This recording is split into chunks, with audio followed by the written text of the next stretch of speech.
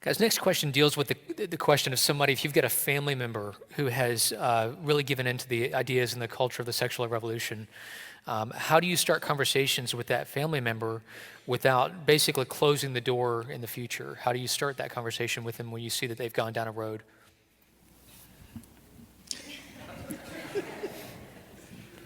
So that's going to depend on the nature of the relationship to begin with. So if it's a healthy relationship, and I'll give the example that I give pretty often just because it's such an easy one and a close one for me to give, is my wife has a twin sister who's practicing homosexuality. She's in a relationship that she calls a marriage. I don't think it is a marriage, to another woman, and there's a couple kids involved. And we had a great relationship with her because, as Dean said earlier, that she's not the sum total of her decisions. Like, she is a person. I don't believe she is a homosexual. I believe that she is a person who practices homosexuality in the same way that some people are a person who practices, any other sin. And so we had this great relationship with her as a person because we genuinely love her and genuinely care about her. And so when she already knew where we stood on values and all that stuff, but whenever it came time to have like the official conversation, we didn't wait. We used the capital that we already had in the relationship, and we hoped for the best. We hoped that all the love that we showed ahead of time came out as hey, this frankness, this bluntness that we're sharing is because you know that we love you. And you're going to say that we don't love you, but you know that, and we were kind of banking on that. So first thing I would say is if the relationship is in a healthy space already, then I would say you're obligated to take the risk. If the relationship isn't in a healthy place already, then that might be important to work on first, and not ignoring the other thing, but saying like, do I really have the credibility to speak into this person's life if I've treated them like a piece of trash for the last 10 years?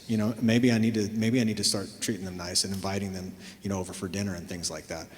So it's going to vary, but getting the relational capital at the beginning, if you can, I think is the most ideal way to do it. That's such great advice. I think I would add a couple things. One, trust that God is doing a work in them that you can't see. And the Spirit is still alive and at work today in people. And so what you see presented to you may not be at all what's going on in their heart, in their mind. You don't know what they're going home thinking and praying, and the Lord is stirring in their heart. The Spirit is stirring in them. So trust that the Lord's going to do his work. Remember, it's the Spirit that changes people, not us. Now, we're in a position to love people, to present truth, but it's the Spirit that actually quickens the heart, not me, which will then temper you in your conversations, because you don't have to have the most airtight argument and the most clever comeback in order to win somebody over. God does the work, and he takes our feeble attempts to do it. I think number two is pick your moments to have these conversations, but because they're not the sum total of their choices, you don't feel like every time you see them you have to do an exposition of Romans 1. Because what you're communicating to them is, that's all I see in you. Every time you walk in the door, I see, I've got it. And you'll have to fight that temptation if it's someone really close. Like every time you see them, you got to change them. Trust that the Spirit's going to do their work and see what God will do.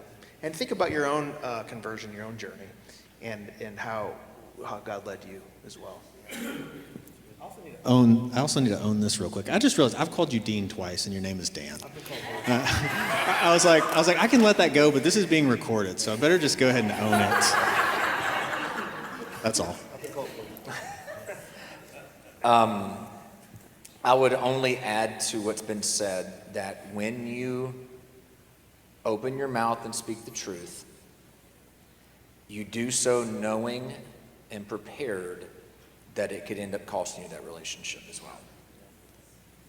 There's no guarantee that they're going to receive even the most loving, gentle teaching or response from you the right way.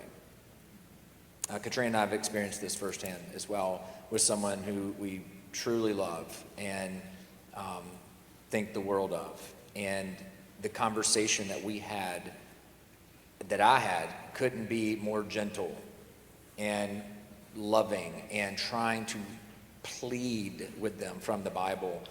And what ended up happening is they walked away and they created a narrative which is really big in the LGBTQ community of being rejected. And it's a badge of honor to have been rejected by people who say they love you. And immediately we heard them telling a story about our conversation that was nothing like the conversation. And our relationship's never been the same. And it's heartbreaking. And we see their life so entangled in hardship now and hurt.